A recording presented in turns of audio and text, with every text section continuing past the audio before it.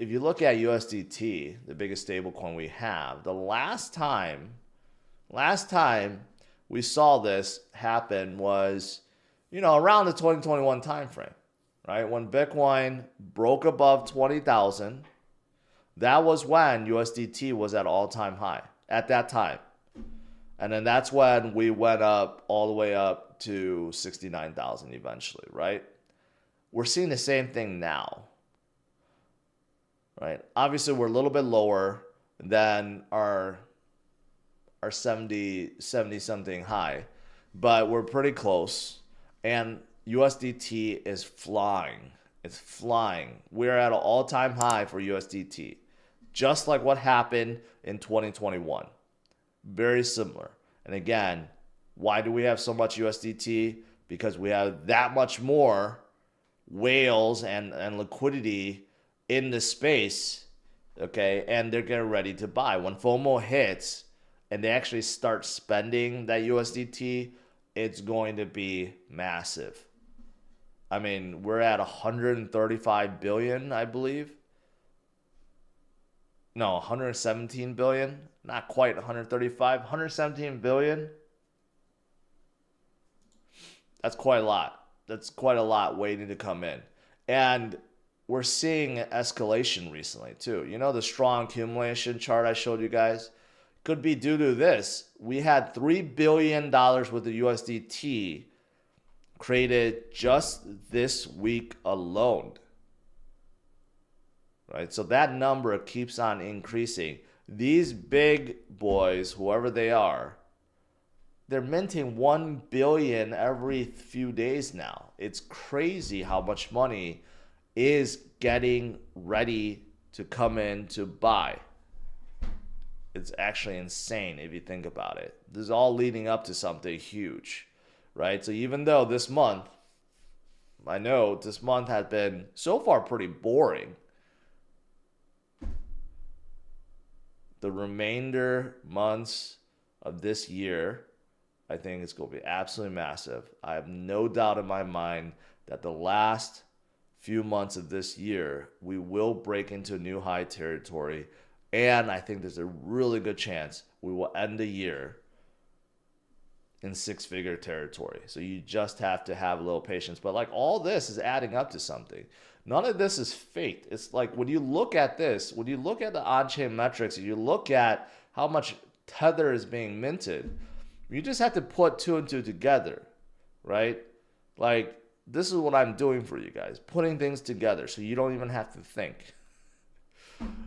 You don't have 3 billion of USDT created in 1 week for no reason. We have a giant bull flag that we're in right now, right? Next stop, 127K. A lot of people made predictions like 100K or 80K, whatever it may be, right? We're also in a giant cup and handle pattern, right? So from a TA perspective, this is what we have to look forward to maybe by the end of the year.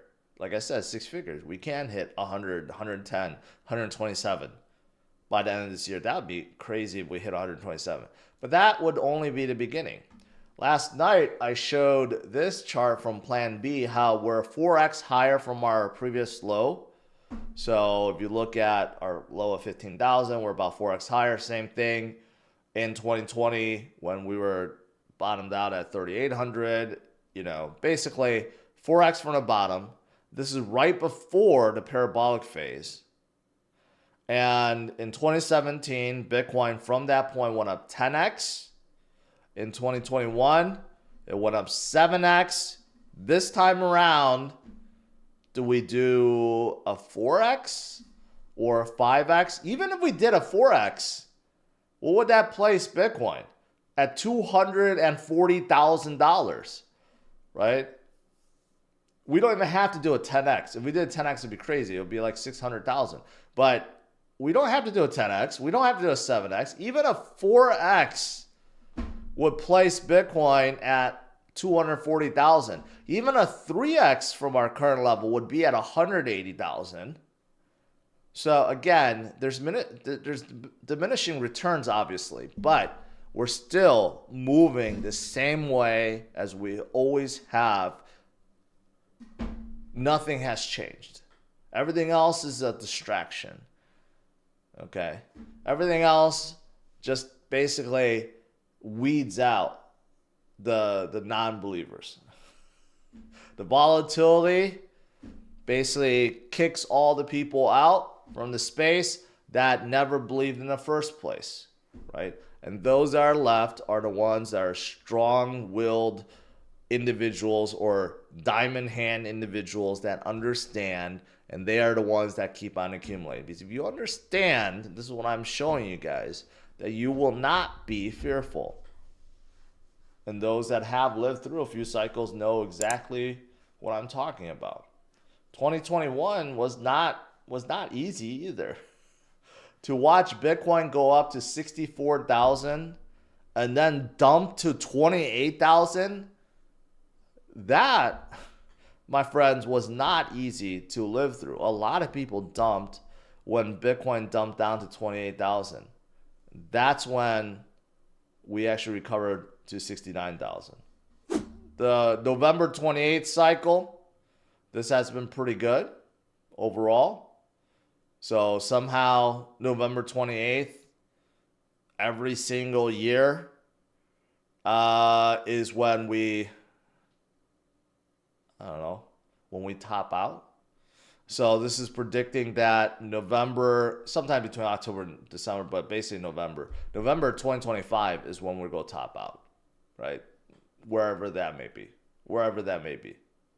But there are good things, insane metrics, right? There are a lot of insane metrics. I showed you the comparison to gold. I showed you the comparison to the Japanese market. But you look at like stablecoins, for example, total market cap stablecoin is all-time high. What do you think is going to be done with all the stablecoins? 165 billion, highest ever in history. This is all going to be used to buy Bitcoin and crypto. Ton has been doing very well recently. Top 10 continues to do well. And this is one of the reasons, because if you look at the active addresses, it's now all-time high, and just continues to go higher and higher and higher due to all the games that they have. That's great. Second Solana ETF approved in Brazil. That's great. In the US, we are being delayed by the SEC, but it's just a matter of time.